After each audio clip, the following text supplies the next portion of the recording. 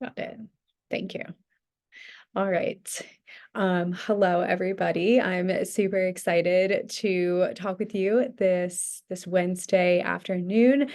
Today, we're going to talk about all things gallbladder and hormones. So I want to go into detail about how to optimize your gallbladder function for happier hormones, and we'll talk of literally all the things. So we are going to talk about the overview of the gallbladder's role in digestion to kind of break things down in a more functional and foundational perspective. Then we're going to talk about bile production and nutrient absorption, so how we're able to actually receive nutrients.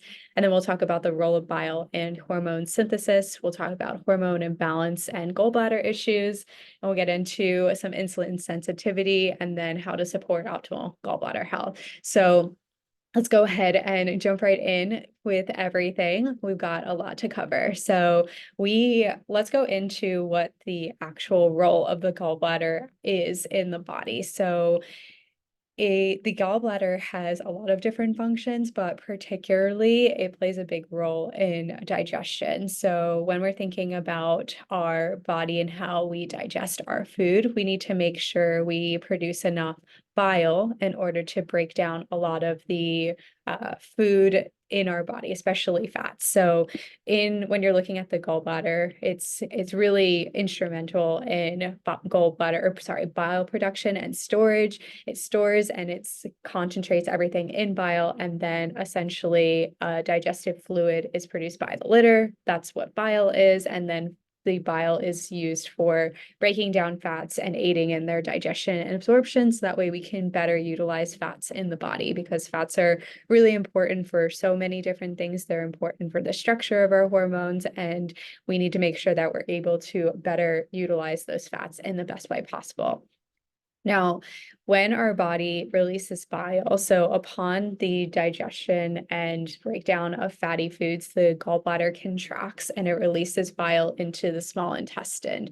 And this is really important because this helps to ensure that all of those fats are broken down into smaller molecules so that your body can better utilize it and transport it to different areas. The overall impact of digestive health that the gallbladder has is that it again allows for the release of bile, and supporting the digestion and absorption of dietary fats. So main thing you want to take away here is that it's really helpful in breaking down your fats and giving you the ability to utilize it in the best way possible. Now, when we're thinking about how we absorb things, so we talked a lot about the breakdown process. So now let's talk about how we're absorbing things as well. So when you're thinking about fats, there are fat-soluble vitamins as well. So when you are thinking about your hormonal health, fat-soluble vitamins play a really big part of that absorption process there. So particularly vitamins A, D, E, and K are all fat soluble. Some of your other vitamins are more water soluble. So they have a different process in which they get broken down. But these vitamins are really essential for our hormonal health. And I've just sort of listed down here exactly what each vitamin is really useful in as far as female hormones go. So we'll just quickly go over that. Vitamin A is really supportive in reproductive health, and it helps to regulate our estrogen. Vitamin D is really helpful in producing our hormones, but also in regulating them as well too, especially progesterone and estrogen. And then vitamin E acts as an antioxidant, and it helps to balance hormones. Vitamin K is really supportive in bone health, and it really is helpful in hormone metabolism. So you're seeing a few things kind of pop up here pretty commonly. You're seeing regulating of estrogen and also metabolism and balancing hormones. So when you're thinking about hormonal health from the perspective that we like to, in a more functional medicine standpoint, we want to make sure that we aren't too high in estrogen and too low in progesterone. So ensuring that we have enough bile to break down a lot of our fat soluble or fatty based foods allows us to ensure that we have all of the nutrients to support those processes. When we get into a conversation, when we have more of an estrogen dominant type picture, that's when things can feel really imbalanced in the body, and that's when things can start to falter that way too. And you may have some symptoms piled on from what that looks like. And so to tie this into bile more specifically, the bile's role in absorbing fat-soluble vitamins is that it ensures the most adequate absorption of these vitamins so that it helps to support hormonal balance and just overall health in general. So if you are wanting to ensure that your hormones are balanced, you can also look at the function of your gallbladder to ensure that you're producing optimal bile in order to break down your foods. So that way you have the backbone of everything for your hormones. So it continues to really paint this like intricate picture of how things are all working together as one, as opposed to separately. So let's talk about the role of bile, particularly in hormone synthesis. So when you're thinking about how bile plays a role in estrogen and progesterone balance, think of your bile as basically creating these enzymes to help in hormone metabolism and impacting the breakdown and balance of estrogen and progesterone. So, like I was talking about, we want to make sure we don't have too much estrogen compared to progesterone. And we want to make sure that we have all of the necessary cofactors and enzymes and things so that way our body can process all the things that it's needed. And if we have a faulty connection with making enough bile, then it's going to be a lot more challenging for our body to get rid of some excess estrogen, which can be damaging as a whole. So bile is really important for the elimination of estrogen and its metabolites, especially for the liver. When you're thinking about hormonal balances and gallbladder dysfunction, again, you're thinking about the disruption in bile production or the flow from gallbladder issues or potentially some gut bile duct obstructions, and that can all impact the way that your hormones can break down. So if you've got a reduced bile flow, it can lead to impaired hormone synthesis and clearance, and then potentially contribute to hormone imbalances. And remember, this is just one piece of the picture, and that's why we like to look at things on blood work to ensure that there's optimal functioning of all parts of the body, especially when we are thinking about the gallbladder. Now, if we want to kind of go more into depth with hormone imbalances, and let's talk about gallbladder issues, because it's not uncommon for people to get their gallbladder taken out, and oftentimes they aren't equipped with the right tools for after that procedure happens. So if you are in a situation where you have gotten your gallbladder removed, we'll talk about that in just a section. But if you've got just like gallbladder issues, and we identify that as part of an analysis of your blood work, basically how that relates to hormone imbalance is that estrogen is implicated implicated in gallbladder problems because it influences our bile composition and gallbladder motility. So essentially, it's not allowing us to produce adequate amounts of bile and kind of keep things moving because it just creates this like more sludgy sort of effect. So as far as like management and prevention goes, it's really important to ensure that we are managing any hormonal and fluctuations. So being mindful of when you got your cycle, being mindful of your, the days in between your cycle. What does ovulation look like for you? That's why these things are all really important to track, because it helps to give us a better picture as to how we can help better care for you in that way too. So if we know that a person is tracking their cycle, but they're still having like issues as far as like digestion goes, or maybe there's other hormonal imbalances, this just like continues to round out the picture a little bit more. Something to note as well too is we do see a lot of like moms in our practice as well. Pregnancy can be associated with higher estrogen levels and increased gallbladder pressure because of the growing uterus. But that's just something that you have to work with a practitioner with to make sure that that stays under control and that you're still, able to have your gallbladder function as optimally as possible.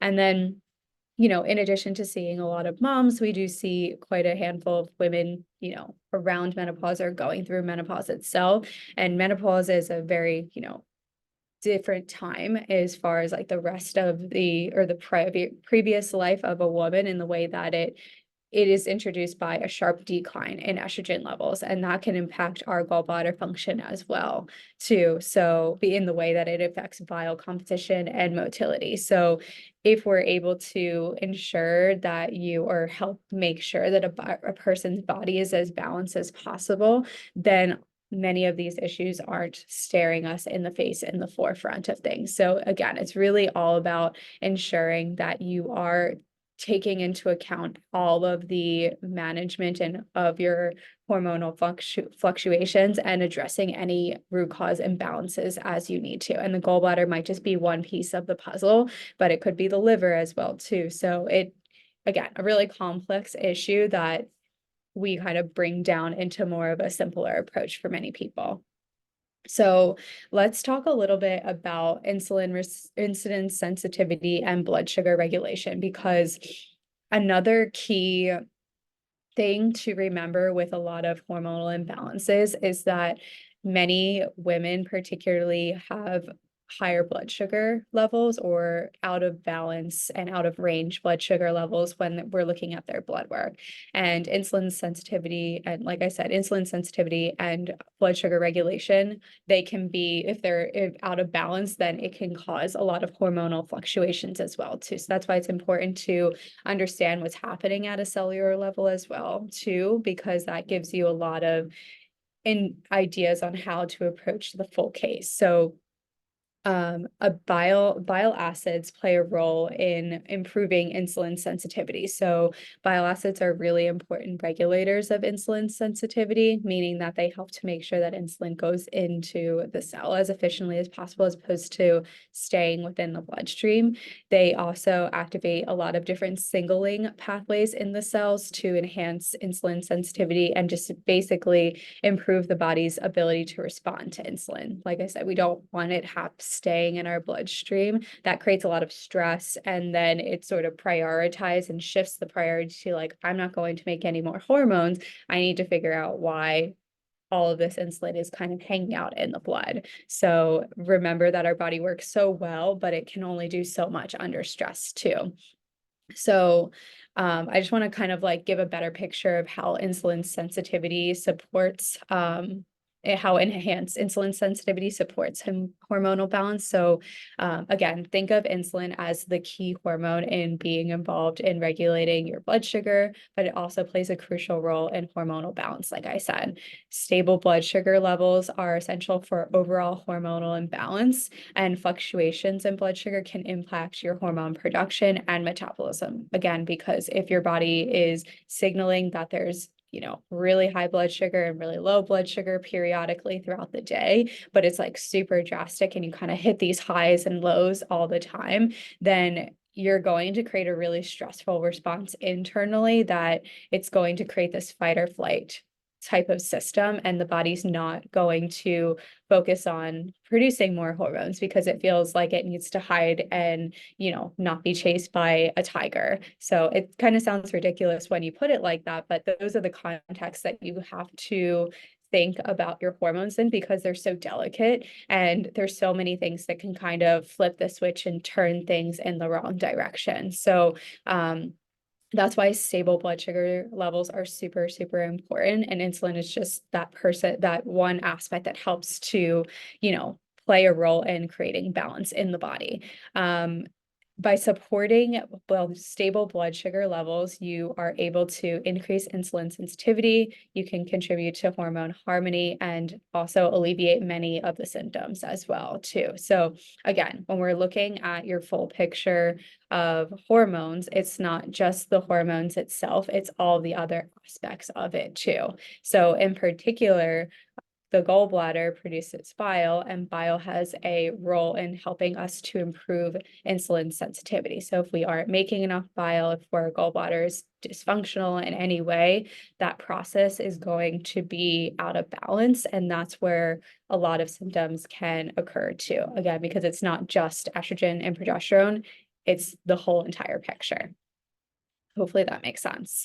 So now that we kind of talked about the things that can happen in the gallbladder and why the gallbladder is really important when you're thinking about women's health, let's talk about a few ways to support the gallbladder. So first you want to ensure that you have a balanced diet. And I know this is sort of like a cop-out tip, but I feel like it's really important to reiterate these things too, because diet is one piece of the puzzle, but it's a huge piece of the puzzle in many ways. So foods that are higher in fiber can support our digestive health, but also our bioflow as well too. And this is not suggesting to like increase your fiber dramatically, because that also has repercussions as well too. The better option would be to track your food, see where you're at as far as fiber goes, and work with a practitioner to figure out if you need to increase that and what does that look like. So that way you're doing it in a way that isn't, detrimental, and you don't have adverse side effects too. The other really important way to support optimal gallbladder health is incorporating healthy fats, because like we did a little breakdown of all the fat soluble vitamins, healthy fats are really supportive in hormone production, but also in biosynthesis as well too. That's why the main function of the gallbladder is to break down fats and then make bile with those fats that it's broken down. And then manage stress. I feel like this one goes without saying, but it's important to reiterate. We talked a lot about especially how the body, especially under stressful situations like blood sugar, for example, that chronic stress of that up and down in blood sugar regulation can impair the bile flow, and that can contribute to a lot of hormonal imbalances. So yes, you have to manage like your emotional and your external stress too, but even managing the stress inside of your body. So, the gallbladder and the gut work really well together. The gallbladder and the liver work really well together. So ensuring that you are maintaining a really open mind and creating optimal health with all of the different organ systems of the body can ensure that you are putting more emphasis on giving your gallbladder all the nutrients that it needs, but also helping your hormones stay in balance as well. Regular exercise is something that's super important. I mean, it's really important for a lot of different things, but especially in the premise of the gallbladder, it promotes bile secretion and it enhances insulin sensitivity, which is going to help with bile flow. Adequate hydration. Proper hydration is essential for optimal gallbladder function and also hormonal imbalance as well too. So, I mean, if you guys have been here with us for a while, you probably have heard us talk about these things in a different light, but you can see how a lot of these modifications through your care plan are really intentional to helping the entire person all together too. So that's a lot of the reason why we recommend that the lifestyle and all of the diet recommendations, because they all play a role, not in just like the physical outward appearance of what your body looks like, but so many things inside of the body really contribute to good optimal health too, especially in the terms of the gallbladder. So let's talk a little bit more about what it looks like, and as far as if you've gotten your gallbladder removed. Now, you definitely want to see a practitioner so that way they understand your entire picture and, run some blood work to also support you in the best way possible. But, outside of making additional lifestyle modifications like diet, exercise, hydration, and then removing sources of toxicities, which could also be another term for stresses as well too.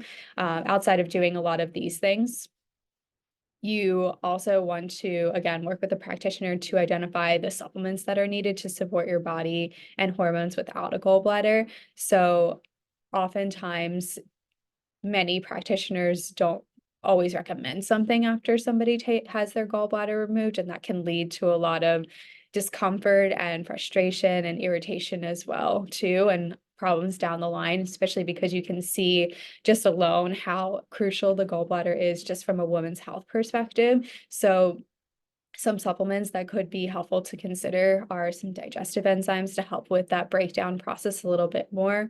Vitamin D might be a helpful one as well. Some omega-3 fatty acids could be helpful, and probiotics as well too.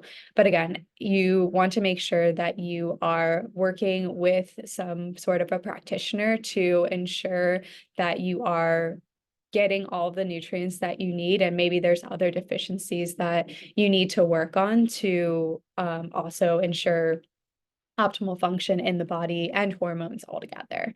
So, I hope that was helpful. I hope that makes sense. I know this is sort of a loaded topic with a lot of different nuances and things like that, but if you do have any questions whatsoever, never feel like you can't reach out or anything like that. We're definitely always here to help you. If you are working with us, you can contact and ask questions through Practice Better as a way to, reach out and just kind of inquire on things. You can email us as well, and you can also ask questions through social as well. And we're happy to answer any of and all the things as well too. So hopefully this was helpful, and there will be a recording too, so you can kind of listen back and read through all the things as well too. But yeah, thank you so much.